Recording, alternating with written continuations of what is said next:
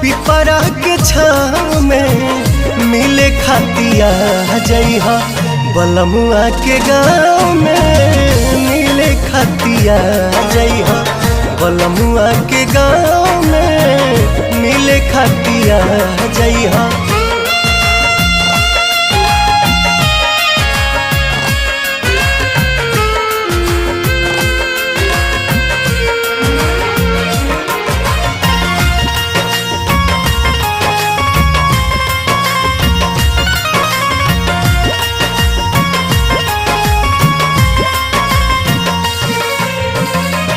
कैसे बताई कितना प्यार करीले, जान से भी ज्यादा हम तोह पे मरीले।